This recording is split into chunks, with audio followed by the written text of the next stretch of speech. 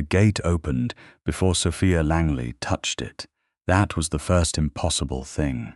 The iron doors, massive and black and ancient, swung inward on their own as she approached across the rain-slicked courtyard of what the city's historical registry listed as the Valemont Cultural Foundation, a private arts endowment headquartered in a 19th-century Gothic revival building in the heart of London's financial district.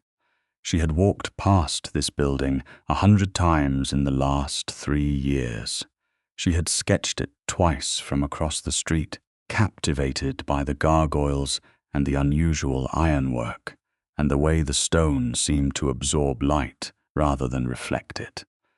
She had applied to its mysterious residency program on a dare from her roommate, and then half forgotten she had done it.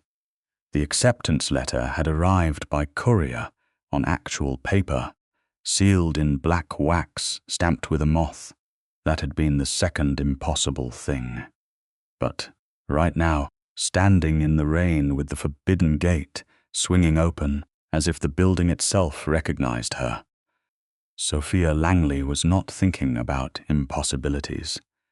She was thinking about the figure standing at the end of the long stone corridor beyond those gates, at the far end of a dim hallway lined with paintings she already wanted desperately to examine, standing absolutely still, with his hands clasped behind his back, watching her. He was the most beautiful thing she had ever seen in her life, and she had spent her entire adult career making beauty. White hair, silver pale, swept back from a face that could have been carved from the same stone as the building around him. Eyes that caught the light from the far end of the corridor in a way that made no physical sense, burning low and amber in the dark. He was tall, dressed in black with the quiet severity of someone who had worn expensive clothing for so many centuries that elegance had simply become his natural posture. He did not move. He did not smile. He only watched her stand in the rain, with her portfolio case clutched to her chest and the open gate between them. Something ancient and instinctive rose in Sophia's chest, the kind of knowing that skips reasoning entirely and lands in the bones. Every sensible thought she possessed said, "Stop, turn around, walk away from whatever this is." She walked straight toward him instead. "Miss Langley," said Corvin Valemont, and his voice was low and measured and carried the faint geological weight of someone who had learned English when it was still being assembled. And his amber eyes did not blink. "You are 7 minutes late. The gate was hard to find," she said, stopping 5 feet from him because something in the air between them felt electrically pressurized, and she was not ready to test what happened if she stepped inside it. "It's not on any map. The gate," he said, "opens for whom it chooses. It has not opened in 41 years." A pause until tonight the rain fell outside. Inside this corridor, nothing fell at all. The air was perfectly still and smelled of old stone and something faintly sweet, like dried roses, like something that had bloomed a very long time ago and refused to finish dying. Sophia looked at him steadily. She had not survived 3 years of the London art world, its cruelties and its gatekeeping and its spectacular indifferences, by flinching when powerful men looked at her like a problem they hadn't solved yet. "You invited me here," she said, "so either tell me why or tell me how to leave." Something shifted behind those amber eyes. It was not quite a smile. It was something older than a smile, something that predated the social function of smiling entirely and existed as its own phenomenon, a recognition, a quickening, a thing that had been still for a very long time beginning, with great reluctance to move. "Come inside, Miss Langley," said Corvin Valemont. "We have a great deal to discuss." She had come to London from a small city in Wales at 23, with 2 suitcases and a talent her tutors had called extraordinary and her mother had called impractical. She was 26 now, and she painted, mostly murals, occasionally canvas work, always large-scale, always figurative, always in colors that people described variously as luminous or haunting or overwhelming, depending on how they felt about being made to feel things. She painted the way she experienced the world, with all of it turned up at once, volume and color and texture and meaning all competing for the same space and somehow resolving into something coherent. She had a small flat in Shoreditch and a studio she shared with 2 other artists, and a reputation for being the kind of painter who other painters talked about when they wanted to feel both inspired and inadequate. She also had £600 in her current account and a commission that had fallen through last month and a very real possibility of having to move home by spring. The Valemont residency offered 12 months of fully funded studio time, materials, accommodation within the foundation building, and a stipend that would have made her former tutors weep. It had come with no creative brief, no deliverable, no exhibition requirement. Just an invitation and a seal in black wax and the words, "We believe your work belongs in conversation with ours." She had thought it was too good to be true. Now, walking through corridors lined with paintings she was rapidly losing her mind over, originals unmistakably, works she had never seen documented, works in styles she recognized from art history spanning 400 years. She was upgrading her assessment from too good to be true to something else entirely, something that did not yet have a category. Corvin walked beside her, not quite close, maintaining the pressurized distance she had noticed when she first came inside. He watched her look at the paintings with the careful attention of someone who had been watching people look at things for a very long time and had never entirely gotten over finding it interesting. "This is a Vermeer," Sophia said, stopping abruptly in front of a small canvas. "This is an actual Vermeer that is not listed in any catalogue of his known works. It is—" "How?"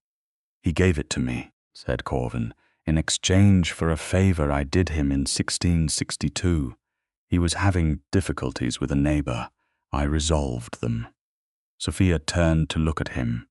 He met her gaze with absolute composure. "You're a vampire," she said. The word landed in the air between them and did not explode, as she had half expected it might. It simply settled, like a stone placed on a table, and sat there being real. "I am," said Corvin Valemont. "How old are you?" 912 years, as of this past March. Sophia looked back at the Vermeer. Her hands, she noticed, were perfectly steady. Her heartbeat was doing something complicated, but her hands were steady, and she decided to let that mean something. "And you invited me here because of my paintings," she said. "I invited you here," said Corvin, "because your paintings depict things you should not be able to see. Specifically, things that exist in spaces that are not visible to ordinary human perception. You have been painting the boundary zones between this world and mine for 3 years, Miss Langley. I have been watching your work for 2 of them. I needed to understand how." She was quiet for a moment. "The liminal spaces," she said softly. "The places that look empty but feel occupied. I've always been able to see them. Since I was a child, I thought everyone could." "They cannot," said Corvin simply. "You are the first human painter in 4 centuries to render the threshold accurately. The last was a Flemish artist named Martha de Vos, who died in 1610. Her work hangs in the gallery on the 3rd floor of this building and looks remarkably like yours." Sophia breathed out slowly through her nose. "All right," she said. "Show me." What followed was 3 weeks of the most extraordinary professional experience of Sophia Langley's life, which was saying something given that it was also the most frightening and the most disorienting and the most structurally reality-altering.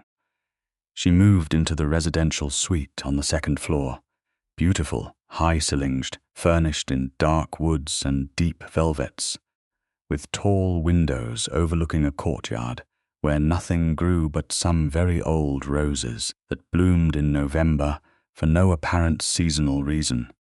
She was given access to a studio twice the size of anything she'd ever worked in. She was given materials so fine that she stood in front of them for a full 10 minutes before she could bring herself to touch them. She did not see Corvin during daylight hours, which made obvious sense once she accepted the basic reality of her situation. He was present from late afternoon through the small hours of the morning, and during that time he was between his own obligations, which were numerous and which she gradually understood to be extensive, available, genuinely available, in a way that powerful men rarely were, in a way that made her suspect he was making choices she couldn't see to be present in the evenings when she was working. He would appear in the doorway of her studio without announcement, which she should have found irritating and instead found herself quietly anticipating. He would look at whatever she was working on with that focused, unblinking attention that she was learning to read.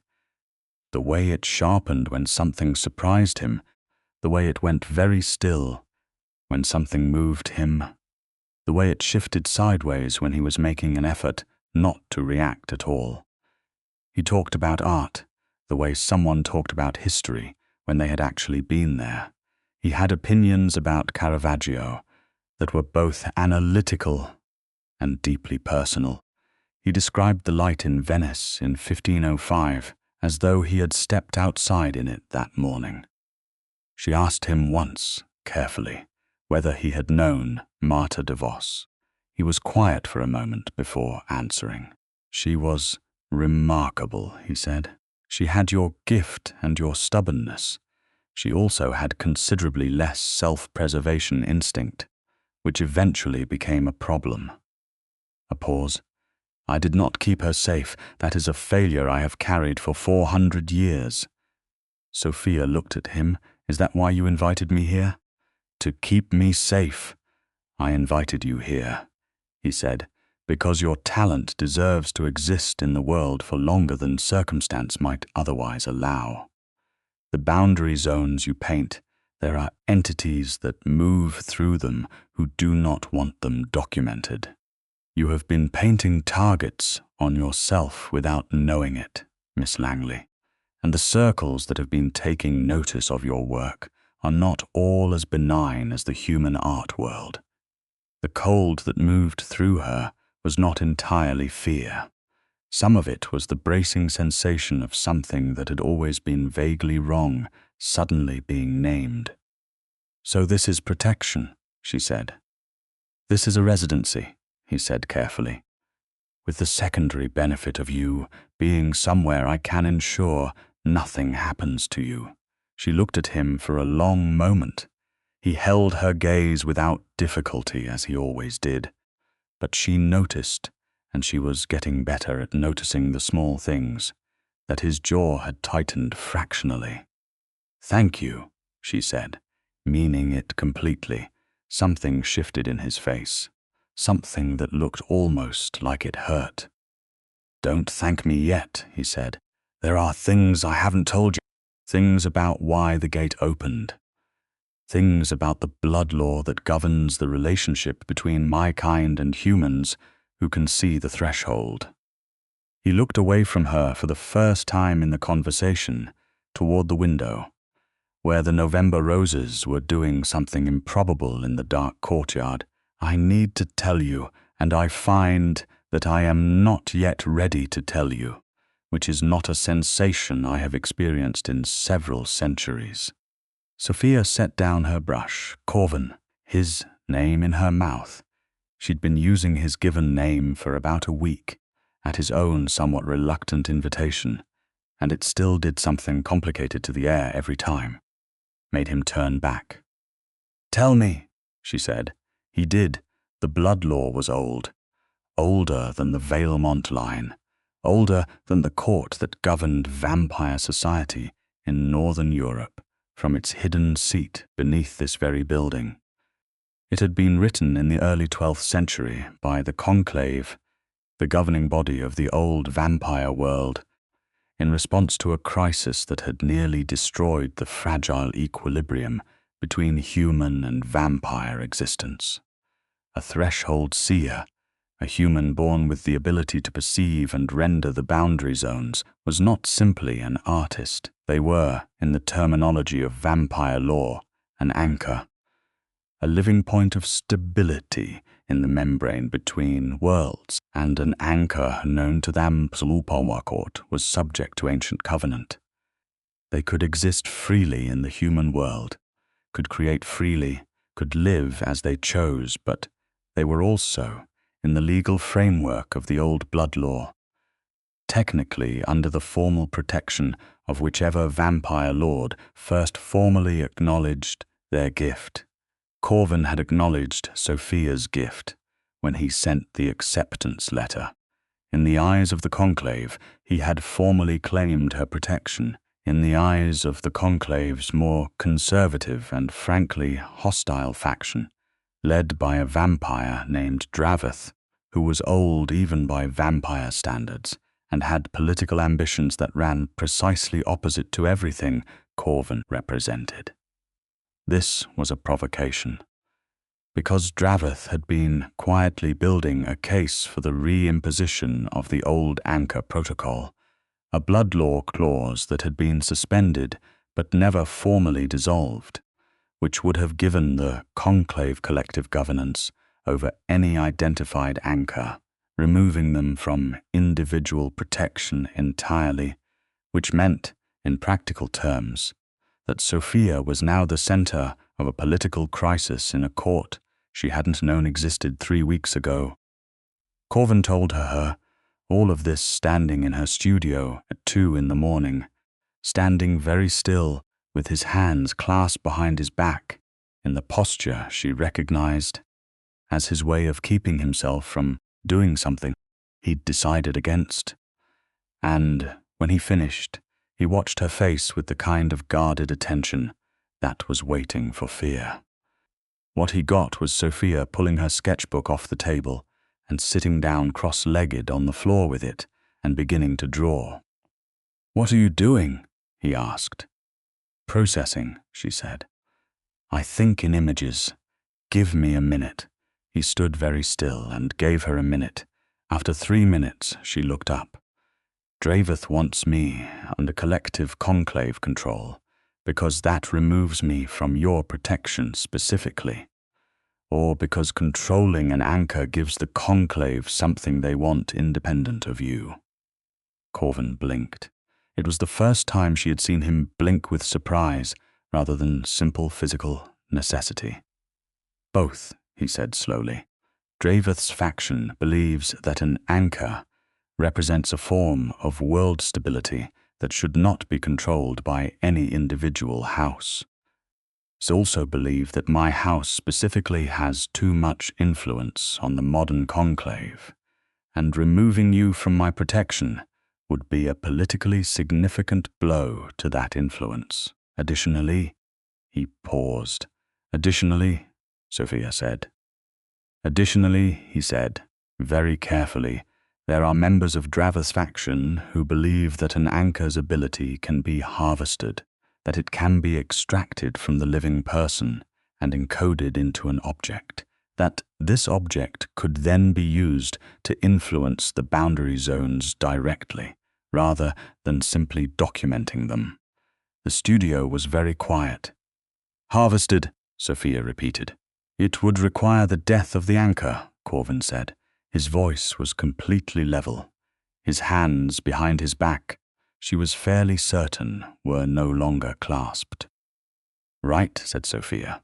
She looked down at her sketchbook. In the last 3 minutes, she had drawn the gate. She hadn't realized she was drawing the gate. The iron doors swung open, and a figure standing in the rain, looking at a figure at the end of a corridor, and the whole image was exactly the quality of the liminal spaces she painted in her large canvases. That quality of being on the threshold between something ending and something beginning, everything charged and nothing yet decided. She looked at it for a moment, then back up at Corvin. "Can you stop them?" she asked. "I am working on it," he said. "The conclave convenes in 6 weeks. I have legal arguments prepared. I have alliances I am rebuilding. He stopped. "What I do not have," he said, in a register she hadn't heard from him before. Something stripped of the careful measuring quality, something that sounded like the raw material beneath all that composed authority, is the certainty that it will be enough, and I find that possibility. Another stop. Intolerable, he said, and the word fell with a weight that had nothing to do with politics. Sophia got up off the floor. She crossed the 3 meters between them in a way that felt she knew, very much like walking toward an open gate, like a choice already made by something deeper than the reasoning mind. She put her hand on his arm. His entire body went absolutely still in a way that no human body could have, a stillness beyond stillness, like a held breath that had been held for 900 years. "We'll figure it out," she said, "together." He looked down at her hand on his arm, then up at her face. Something in his expression had the quality of someone who had lived long enough to know the precise emotional weight of small gestures, who had not received one in a very long time. "You are remarkably unafraid," he said. "I'm terrified," Sophia said. "I just don't let it make my decisions for me." The weeks between that night and the conclave convening were the most intensely alive weeks Sophia had ever experienced, and she had the paintings to prove it. She worked with a velocity and a depth she had never accessed before, not because fear was driving her, but because something had opened up.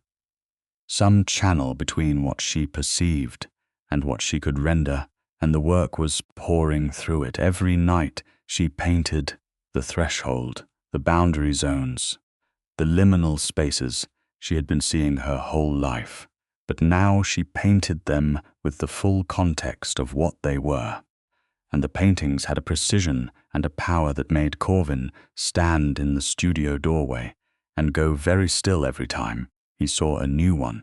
They also spent every available evening talking, which was its own kind of opening up.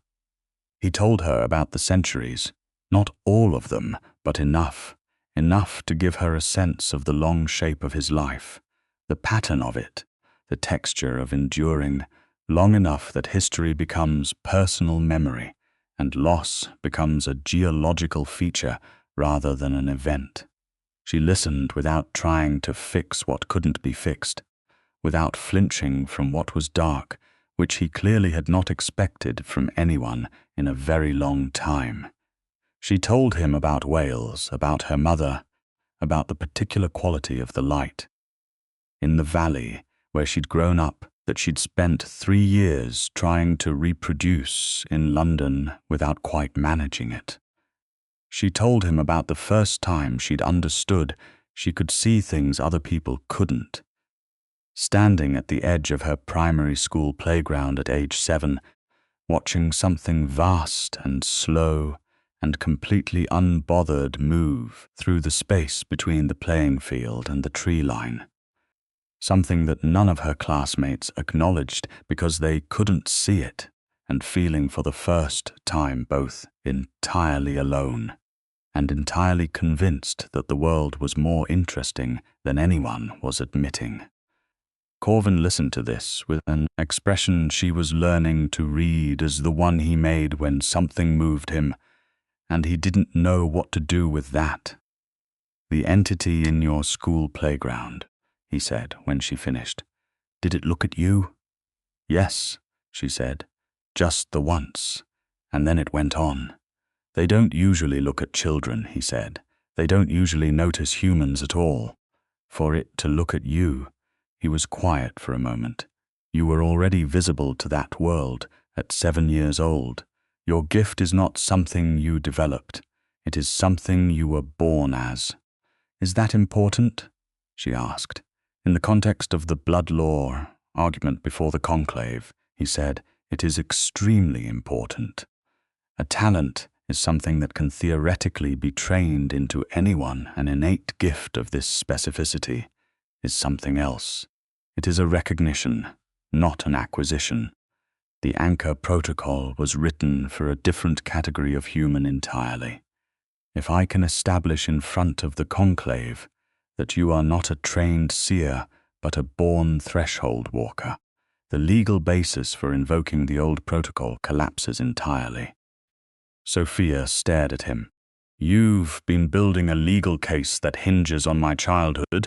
I have been building a legal case, he said carefully, that hinges on what you are, which is extraordinary, and singular, and is not something the conclave's law was ever designed to govern.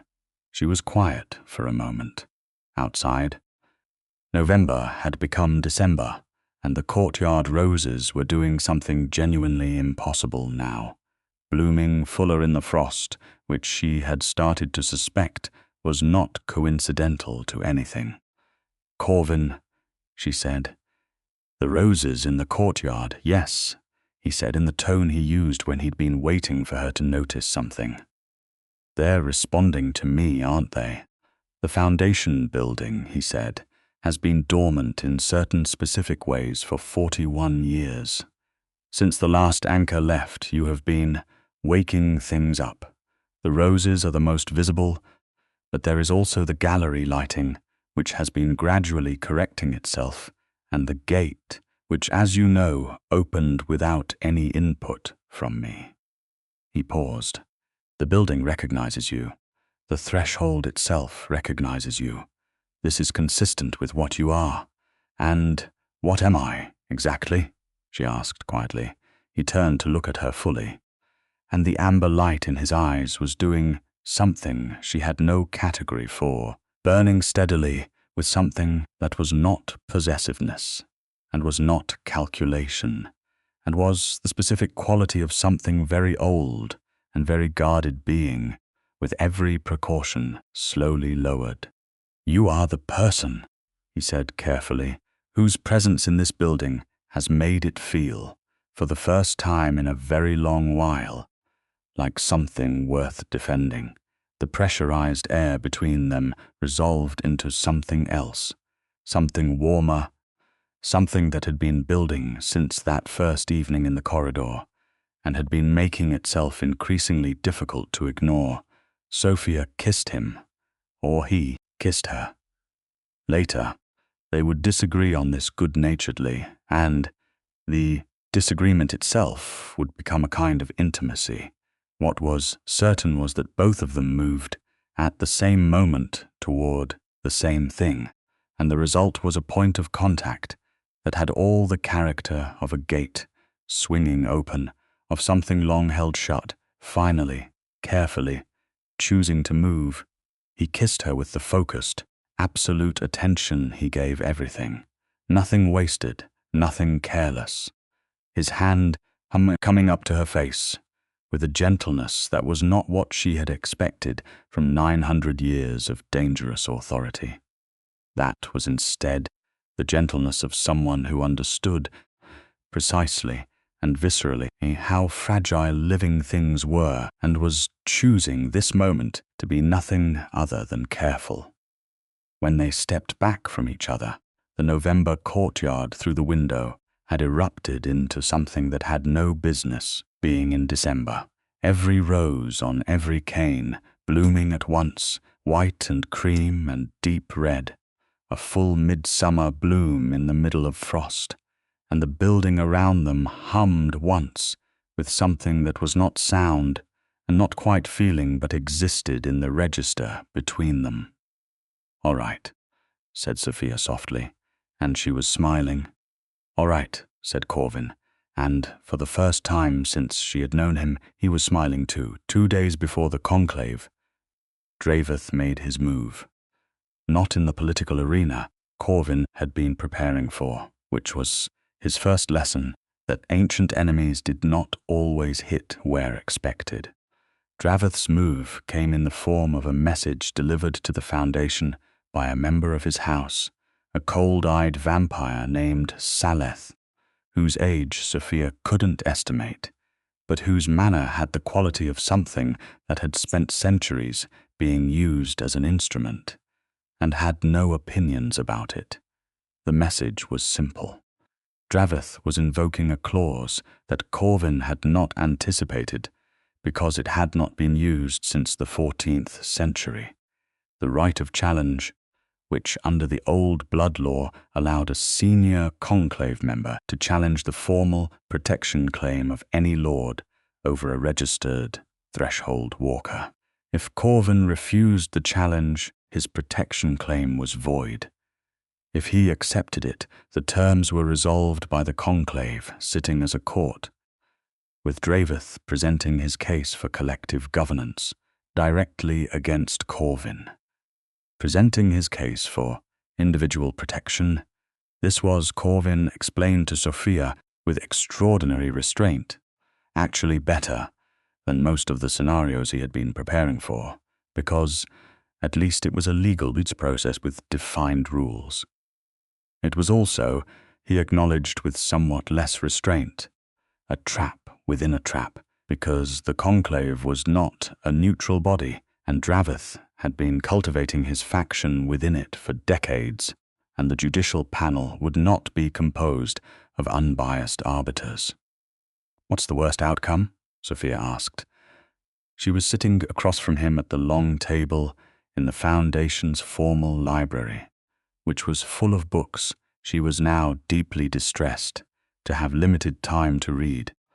With a mug of tea she'd made herself because the building didn't have a live-in housekeeper. And she'd discovered early that Corvin's relationship with domestic kitchen management was approximately the same as anyone else's relationship with a discipline they saw no point in developing. "The worst outcome," he said, "is the conclave rules in Draveth's favor. My protection claim is dissolved, and the old anchor protocol is reinstated. Under the protocol, you would be required to report to the conclave for what they would term assessment." He paused, which in Draveth's interpretation means harvested, she said. It would not go that far immediately, Corvin said, and the measured quality of his voice was doing enormous amounts of work. There are still enough members of the conclave who would oppose that specific measure. But you would be removed from this building and from my protection, and you would be in an environment where I could not guarantee what happened to you. That is the worst outcome. Sophia was quiet for a moment, turning her mug between her hands. "Can we go around the conclave entirely?" she asked. "Is there a higher authority, something older?" Corvin stilled. "That is," he said slowly, "a question very few humans would think to ask. Is there an answer to it?" "There is," he said. "The conclave was created in the 12th century as a governing body for a world that had already existed for millennia before it. The blood laws it codified were themselves drawn from an older tradition, oral, unwritten, held by what are called the archivers. There are 3 of them still living, who predate the conclave entirely. They do not convene for conclave business. They are not part of the court system, but their authority in a matter of fundamental law supersedes the conclave entirely by the terms of the original covenant under which the conclave was created." "So we go to the archivers," Sophia said. "One of them is in Kyoto," Corvin said. "One has not communicated with the modern court in over 200 years, and her location is unknown. And the third is," he paused, "complicated." "Of course she is," said Sophia. "Tell me." The third archiver was named Valdress, and she was in London. She had been in London for 300 years, not in the building sense, but in the city sense, moving, living in the margins of perception in the way that very old vampires could when they chose to, visible only to those who knew precisely what to look for. She had last spoken formally to Corvin's house in 1790, when there had been a dispute about a territory boundary, and the interaction had resolved in Corvin's favour, which Valdress had found professionally satisfying and personally inoffensive.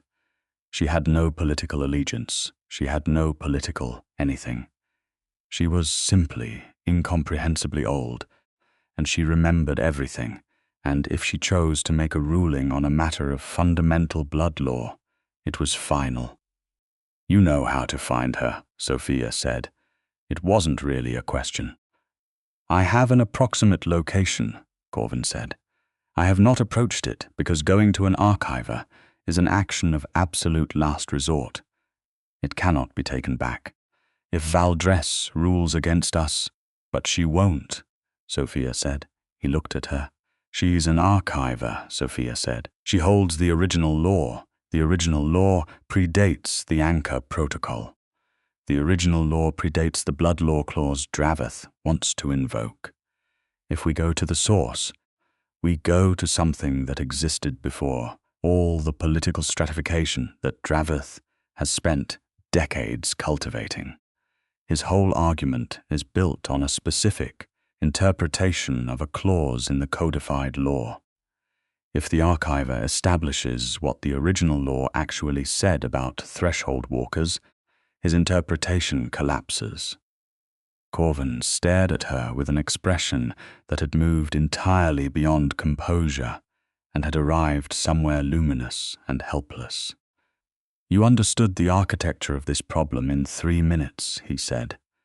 "I understand structures," she said. "I'm a painter. I think about what things are made of underneath." She put down her mug and stood up. "Let's go find Valdress." They went that night on foot, because Corvin said that was the appropriate approach to an archiver, with humility and directness, and without the insulation of vehicles or intermediaries. They went through streets that Sophia knew from her ordinary London life, and that looked entirely different when walked at 2 a.m. beside someone who navigated them with the proprietary ease of someone who had lived here long before they were streets. He did not take her hand until the 4th Street, and when he did, it was with the same precise carefulness as everything he did with her, his cold fingers interlacing with her warm ones with a deliberateness that felt like a statement. She tightened her grip, and he did not let go. Valdress was in an area of the city near the old Smithfield Market, in a building that looked from the outside like an abandoned textile warehouse, which it had been approximately 170 years ago, and had not entirely decided to stop being. The iron door at its entrance did not open on its own. Corvin knocked 3 times, in a pattern that had the quality of a very old word. The door opened. Valdress was nothing like Sophia had been bracing for, and everything like what Corvin clearly had been. She was small, which was not what Sophia expected from something with the presence of geological time. Small and very straight, with hair so white it was almost blue in the warehouse, light and eyes that were the pale grey of old ice. And she looked at Sophia for approximately 2 seconds before looking at Corvin with an expression that was not warm and was not hostile, and was the specific expression of something that has been doing something for long enough that very little constitutes a surprise. "Valemont," she said. Her accent was not placeable. It predated accents, probably. "You have brought a threshold walker." "I have," Corvin said. He inclined his head with a formality Sophia had not seen from him before. Not deference exactly, but the acknowledgement of something that had earned what it was. I have brought her because we are seeking a ruling on fundamental law. Draveth of the Northern faction is invoking the right of challenge against my protection claim with the intent of reinstating the Anchor Protocol. Valdres's ice-grey eyes shifted back to Sophia. They examined her with the thoroughness of something that had been reading the deep structure of the world for longer than recorded history. "You are born to this gift," Valdres said. "Not trained. The threshold knows you. I can see the mark of it." "Yes," Sophia said. "Can she speak to what she is?" Valdres asked Corvin, with the slight quality of someone checking a procedural box.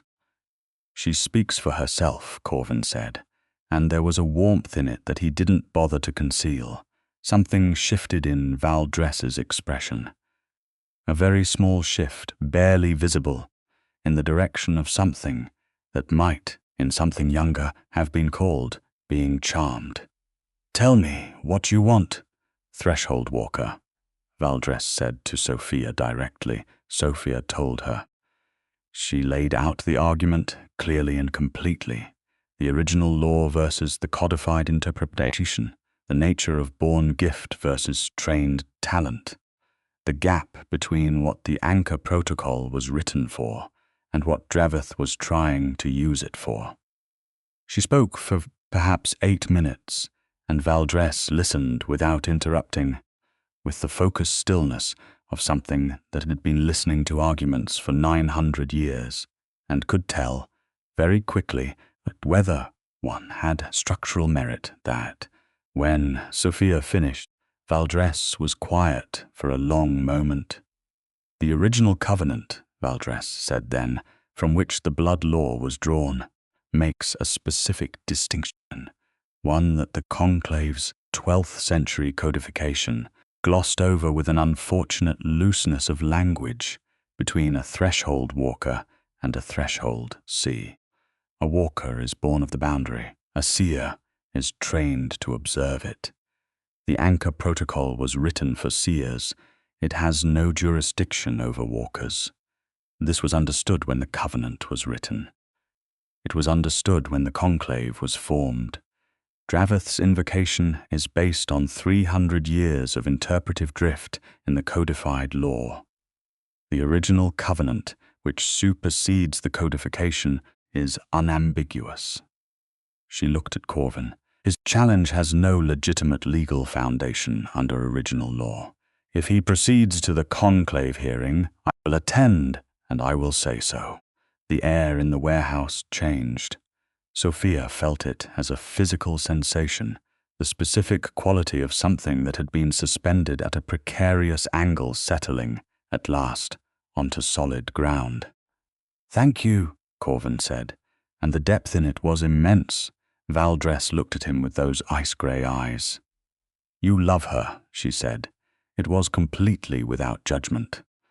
It was the neutral observation of something that had watched enough history to recognize what it looked like from very far away. Corvin did not hesitate. "Yes," he said. Sophia looked at him. He met her gaze, and the amber light in his eyes was steady and full and entirely committed, with all the weight of 900 years behind it, every year of it choosing this moment to mean something. "Then protect her well, Valemont," Valdres said. "It is what you were built for, and she," those grey eyes on Sophia again, reading something in her that Sophia couldn't quite see herself. "She was built to stand at the gate. Both things are true." They walked back through London in the winter cold, hand in hand, and the city looked to Sophia like a painting she was finally seeing at the right distance. The conclave convened in the chamber beneath the foundation building, which was accessible from the library by a staircase that the building's historical registry listing described as leading to a disused basement, and which actually led to a space that had the dimensions of a cathedral and the atmosphere of something that had been making important decisions for a very long time. Dreveth was already there when they arrived. He was tall and cold and pale in the way that Sophia was beginning to understand as distinct from Corvin's pale, where Corvin's stillness had the quality of something immensely powerful choosing discipline. Dreveth's stillness had the quality of something that had made no decision to be still, and was simply the absence of motion, which was different. He looked at Sophia with eyes, the color of old pewter, and the expression of someone doing a calculation. The other conclave members, 11 of them, seated around a curved table of black stone, ranged from visibly ancient to merely extremely old. They looked at Sophia with varying degrees of interest, calculation, and something that she read as the specific discomfort of people who had been prepared for a certain kind of proceeding, and were now sensing that the proceeding was not going to go according to plan. Valdres came in behind Sophia and Corvin, and the room changed temperature in a way that had nothing to do with the actual temperature. Every vampire in the room acknowledged her with some form of physical adjustment. A straightened posture here, a shifted weight there, the unconscious calibrations of beings in the presence of something that outranked the category they were using to assess each other. Dreveth's pewter eyes found Valdres and stayed there for a long, recalculating moment. The hearing took 2 hours. Dreveth made his case with the precision and force of someone who had spent decades preparing it, and it was good, genuinely good, legally constructed, well supported by conclave precedent. Sophia sat beside Corvin and listened and felt the specific quality of someone marshalling everything they had. Then Corvin made his case, and Sophia understood for the first time the full extent of what he was. Not just the composure and the amber eyes and the 9 centuries of presence, but the mind, the legal and historical and political mind that had spent 900 years engaging with the institutions of power and understood them at their foundation better than anyone in the room. And then Valdres spoke. She spoke for 11 minutes. She cited the original covenant by memory, clause by clause, in the original language, and then provided her own translation and her own interpretation, which was not interpretation at all, but recollection. She had been present when the covenant was written. She had been one of 3 voices in the room when the specific distinction between walker and seer had been established, and what she told the conclave was not her reading of the text, but her memory of the intention behind it. When she finished, the chamber was completely silent. Dreveth said, quietly, "This is not over," said Valdres, simply. "Under original law, the challenge is dismissed. The Anchor Protocol does not apply to a born threshold walker. Valemont's protection claim stands. You may petition the conclave for a review of the codified language if you believe the interpretive drift was made in error, which is your right as a senior member. That review will take, at minimum, 3 years, during which all current protections remain intact." She stood. "I believe we are finished here." Dreveth looked at Sophia across the table, and the calculation in his pewter eyes was doing something new, something that was neither defeat nor acceptance, but was the long, cold patience of something that was very old and had learned to play a very long game. Sophia looked back at him steadily. "I will paint this room," she said to him, quietly enough that it was not quite a public statement and not quite a private one. "I will paint this room and everything in it, and I will paint the boundary zones and the threshold and everything that moves through them. I will document all of it for as long as I live, because that is what I am, and it is what I do, and there is no law, original or codified, that can stop it. I thought you should know that clearly. Dravith was silent for a moment. Be very careful, threshold walker, he said. I always am, she said. But careful and afraid are different things, and you should not mistake one for the other.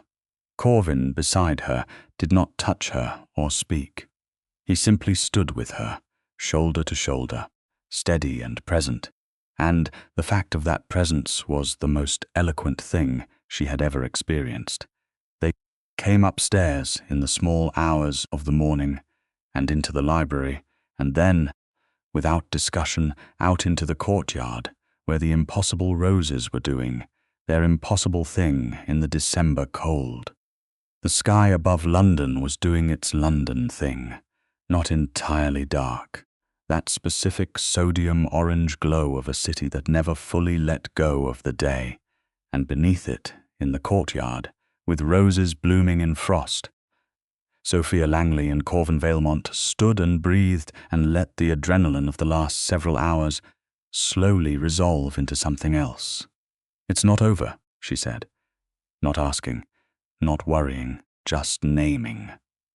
Dravith is not finished, Corvin agreed. He will work through the codification review.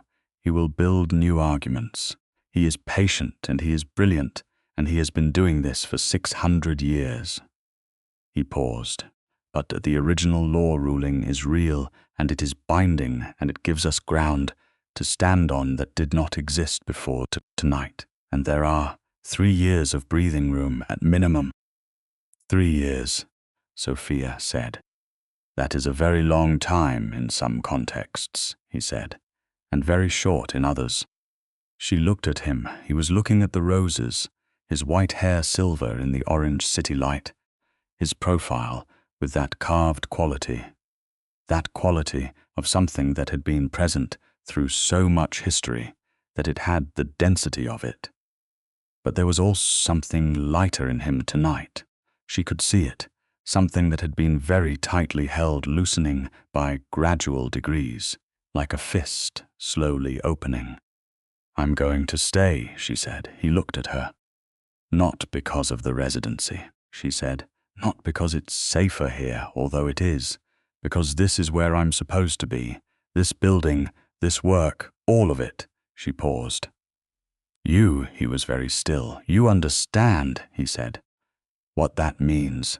What you would be choosing. I am not going to become something I am not.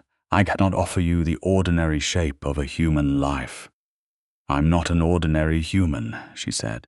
I have been living my entire life, knowing that the world is larger and stranger than most people acknowledge. I have been painting the edges of something nobody else could see for 3 years. I chose to walk through that gate. I keep choosing it. She met his gaze. Fully, I know what I'm choosing, Corvin. I'm not choosing it because I don't see the difficulty. I'm choosing it because the alternative is smaller than what's possible here. And I have never once in my life been able to choose smaller when larger was in front of me. Corvin looked at her for a long moment, and it was the look of someone who had lived long enough to understand the full weight of permanence, who had learned centuries ago to be careful with what he called permanent because nothing else had been, who was standing at the edge of believing something that he had been telling himself for 900 years to stop believing in. Sophia, he said, and her name in his voice had a quality she hadn't heard before, something unwrapped, something direct. Yes, she said, simply, to whatever the rest of the sentence was going to be. He reached out and brushed a rose petal from her hair. She hadn't known one had landed there, but apparently the roses were in a generous mood, with the same absolute precision and care that he gave everything. His thumb barely grazing her temple, and the contact was so careful and so deliberate and so full of 900 years of choosing not to do precisely this, that she felt it through her entire body. I need you to understand, he said, very quietly, that for me this is not the kind of thing that ends. I am not built for the kind of attachment that has an appropriate ending point. If I tell you what this is for me, I am telling you what it will always be, in 20 years, in 50, I understand, she said. I'm not afraid of permanent. You should think about it carefully, he said. The difference in what we are. I have thought about it carefully, she said. I have thought about it clearly and completely in the way I think about everything, which is visually and structurally, and from the inside out. And what I have concluded is that the difference in what we are is not a problem that requires solving. It is the specific nature of what this is. Two different kinds of being who can both stand at the threshold. That's not a contradiction. That's the whole point. He looked at her for another long moment, and then the thing that had been loosening for weeks finished loosening entirely, and Corvin Valemont, who had been composed and measured and carefully armored for 900 years, gathered Sophia Langley carefully against him in the courtyard of a building full of impossible roses, and held her with the specific quality of someone, finally, deliberately, allowing himself to do something he had been telling himself not to want for a very long time. She held him back with equal care and equal commitment, and around them the roses bloomed in December, and the building hummed with something in the register between feeling and sound, and the threshold between the world and whatever was on the other side of it shimmered gently, recognizing one of its own in the presence of the person who would spend the rest of his existence standing next to her. What came next was not without its difficulties. Dreveth's codification review proceeded and required Corvin's engagement. There were members of the conclave who were not hostile but not comfortable, who needed time and evidence and Sophia's presence at formal gatherings where she wore the deep emerald gown Corvin had left outside her suite door one evening with a note in handwriting that predated several recognizable typefaces and simply said, "The conclave responds to what it can categorize. Give them something beautiful to categorize." She had laughed and put on the gown and walked into the gathering beside Corvin and been everything she was, direct, perceptive, unflinching, asking questions that made the older conclave members blink and recalibrate. And by the end of the evening, 3 more members had shifted from uncertain to supportive, which Corvin had afterward called the most effective diplomatic operations he had witnessed in 2 centuries. Saleth Dreveth's cold-eyed instrument appeared twice more in ways that required Corvin's direct response, and both times Sophia did not demand to be shielded from the knowledge of it, and Corvin did not attempt to shield her, which was something they had navigated early and well. She was not fragile, and his protectiveness, which was absolute and fierce and ran very deep, was not the kind that expressed itself by keeping her ignorant. He kept her safe by keeping her informed, and by standing between her and direct threat, which was a distinction she respected entirely. She painted through all of it. The paintings from that winter were the best work of her life, and she knew it as she made them. The large-scale threshold paintings, the Boundary Zone series, a portrait of Corvin that she worked on for 6 weeks, and which she kept in her private suite because it captured something about him that she felt belonged to her, a study of the courtyard roses that she completed on a night when the temperature dropped below freezing and the blooms refused to close, which she found in itself compositionally extraordinary. The painting of the gate she completed in January. Iron doors swung open, rain, a figure in the doorway looking toward a figure at the end of a corridor. She titled it simply, "The Threshold." She hung it in the gallery on the 3rd floor beside Marta de Vos's 400-year-old work, and when Corvin saw it there, he stood in front of it for a very long time without saying anything, and she stood beside him and let the silence be what it was. "She would have liked you," he said finally, about Marta. "I think I would have liked her," Sophia said. "You are what she was," he said, "and considerably more, and you are still here." He was quiet for a moment. "I intend to make certain that continues. We both do," she said. He looked at her with those amber eyes, steady and full, and she looked back at him with the looking that she did better than almost anything else in her life, the clear, direct seeing that did not flinch and did not look away, and found, in what it saw, something consistently worth seeing. "The conclave will rule on the codification review in spring," he said. "I believe we have the votes. Valdres has indicated she will provide written testimony this time, which is not something she has done in 300 years. He paused. "Draveth will challenge whatever ruling comes, and there will be another round of proceedings. This will be the pattern, probably, for some time. He is not the kind of opponent who concedes." "Neither am I," Sophia said. "No," Corvin said, and the warmth in it was immense and quiet. "We'll handle it," she said, "round by round. We have time."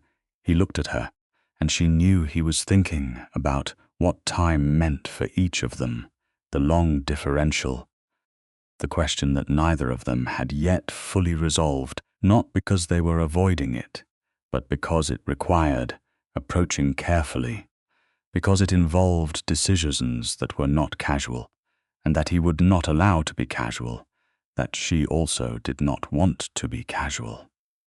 "There are things that are possible," he said carefully, "in the framework of what I am, things that are not simple or without cost, things I would not raise unless I believed you understood completely what they would mean." "I know," she said. "I've been reading about it, the old covenant language, what constitutes a formal bond in original blood law, what it changes and what it doesn't, and what it would mean for me." She paused. "I haven't reached a conclusion yet. I'm still thinking, but I'm thinking about it clearly and without fear, and I need you to know that." His expression was the one she had first seen in the corridor that opening night. Not quite a smile, something older, something that predated the function of smiling, but it had changed since that night. It had acquired warmth and specificity. It had become particular to her. "I know you are," he said. "Take the time you need, all the time. There is no urgency that comes from my side of this. No expectation, nothing that looks like pressure. Whatever you decide and whenever you decide it, that is what it will be. That's the most romantic thing you've ever said to me," she said. He raised an eyebrow. "Giving someone time is romantic," she said firmly. "Especially when you've been waiting 900 years. He gave her a look that she interpreted correctly as him thinking that she was extraordinary. "Go back to your painting," he said, in the tone that meant he was feeling something large and was choosing to protect them both by redirecting towards something practical. "I will," she said. "Come find me later. I always do," he said. Spring arrived in the way spring always arrived in London, which was to say, apologetically and incrementally, and with constant backward glances at winter, and the conclave ruled on the codification review in March. It ruled by 7 votes to 4, with Draveth and 3 aligned members dissenting, to formally clarify the distinction between threshold walker and threshold seer in the codified blood law, closing the interpretive gap that Draveth's legal argument had been built on. Valdres's written testimony had, as Corvin had predicted, been decisive. 3 members who had been genuinely uncertain about the legal question not politically motivated, just uncertain, had read it and shifted.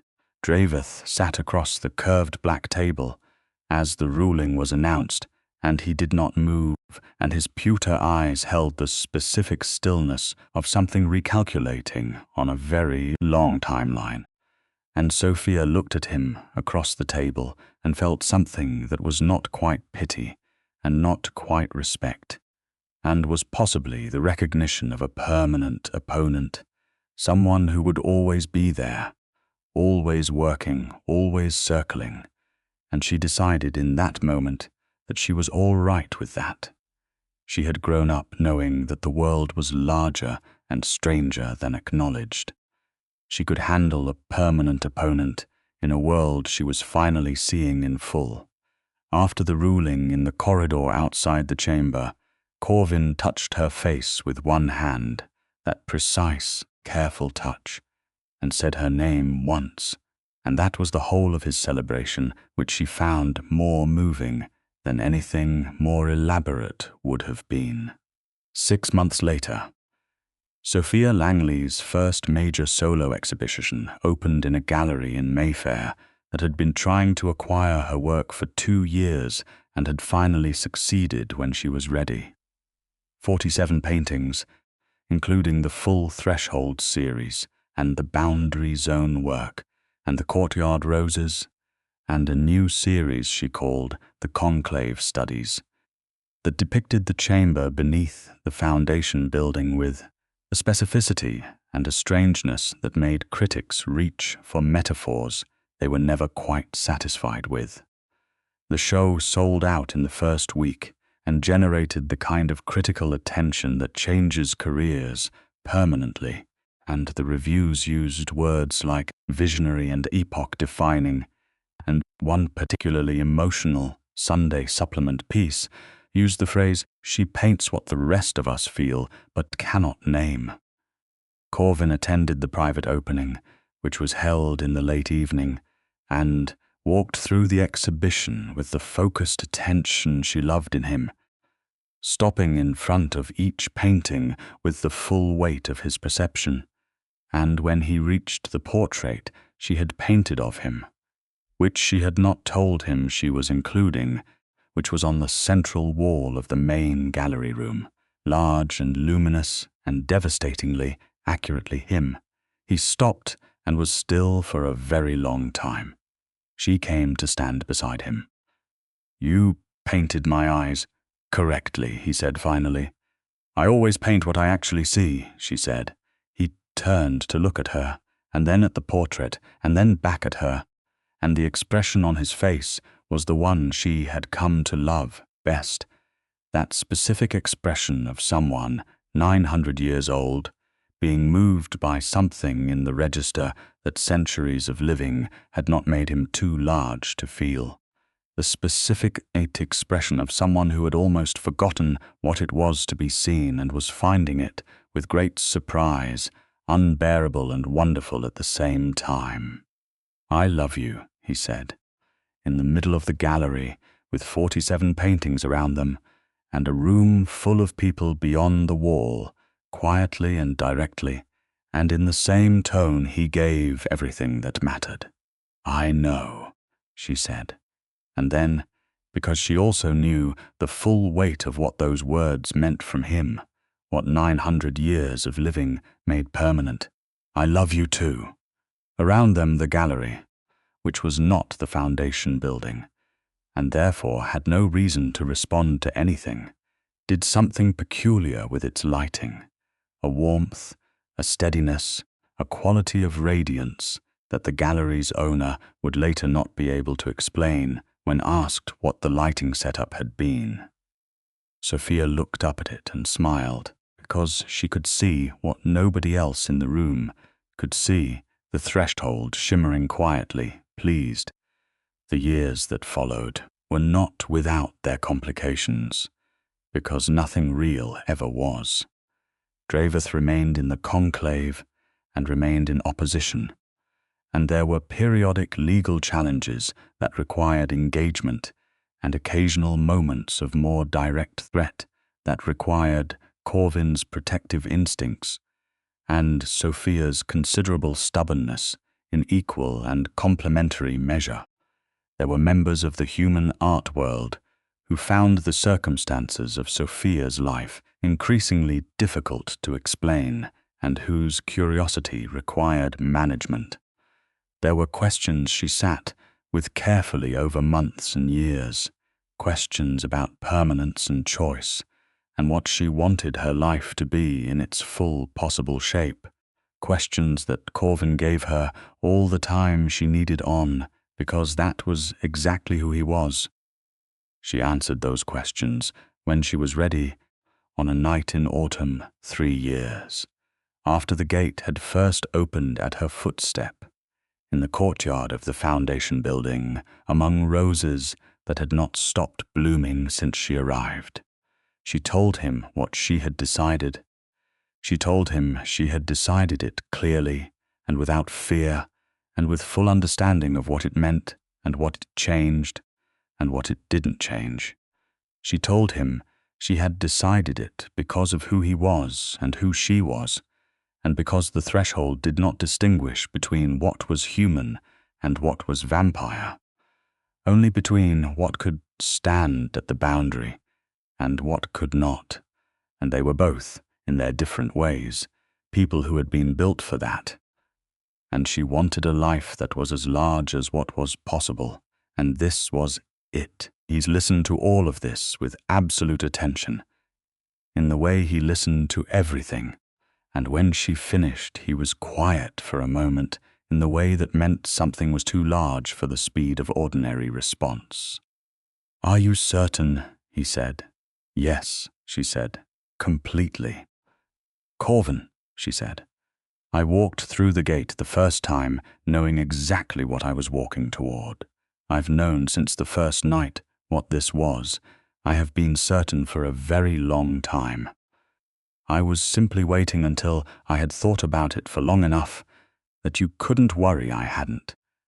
Something in him that had been very carefully held for 3 years released entirely, and he gathered her to him in the courtyard in the autumn, dark, and the roses bloomed, and the building hummed, and the threshold shimmered with the specific quality of a boundary recognizing itself. "I have been waiting," he said quietly into her hair, "for the entire duration of my existence, for exactly this. I did not know that was what I was doing, but I was." She held him with everything she had. "I know," she said. "I could tell. The old blood law that governed a formal bond between an anchor and their protector was specific, beautiful, and ancient, and Valdress herself presided over it on an evening in November when the courtyard roses were in their fullest improbable bloom, and the conclave's representative observers sat in the gallery above the courtyard and watched something they had the legal obligation to witness and the evident emotional unpreparedness for. The bond was not a wedding in any human sense, but it was permanent and legally binding under original covenant, and it meant that Sophia's position in Corvin's world and Corvin's obligation to Sophia's was beyond political challenge, beyond any future legal interpretation, beyond anything Draveth or anyone like him could reach. Draveth did not attend. He sent a representative, as required by law. And the representative said nothing throughout, and Sophia did not watch him. She watched Corvin, and Corvin watched her, and Valdress spoke the ancient words in the original language, and then in her flat, ungeolocatable, modern voice said, "It is done, it was done." Sophia Langley and Corvin Valemont stood in a courtyard full of November roses, and the gate of the foundation building stood open behind them, as it had been standing open since the night she arrived. Because something had opened that night that had no intention of closing, and the threshold between the worlds shimmered with steady recognition, and 3 years of danger and politics and legal battles and careful love, and stubborn intelligence and absolute devotion, resolved into the simple present tense of two people standing together in the dark, both of them able to see exactly where they were. "The roses are going to bloom every month now," she said. "I hope you're prepared for that." "I have been managing this building for 400 years, he said. "I think I can manage the roses." "You managed this building alone for 400 years, she said. "That changes now." He looked down at her with those amber eyes, burning steady in the November dark, and 9 centuries of solitude and accumulated loss and careful composure and the specific loneliness of something that outlives everything it loves. All of it present, all of it known, all of it held now in the context of this, which was not going to be left behind, which was built on something the original law recognized as permanent, which would not outlive him. "Yes," said Corvin Valemont, "it changes now." Above them, in the gallery windows, the light was warm and steady. Below them, the courtyard roses bloomed. Between them, the threshold pulsed quietly with the particular contentment of a boundary that was no longer in danger, tended by someone who had been born to tend it, and was, at last, exactly where she was supposed to be. And Sophia Langley, who had walked through a forbidden gate into the deepest and most beautiful complication of her life, and had not flinched once, leaned against the most dangerous and most careful person she had ever known, and felt the vast and specific peace of someone who had gone looking for the largest possible life and found it, here, in a courtyard full of impossible roses, in the dark heart of a city that had never stopped being strange, and had never stopped. For that reason, being home, the gate stood open. It would not close again.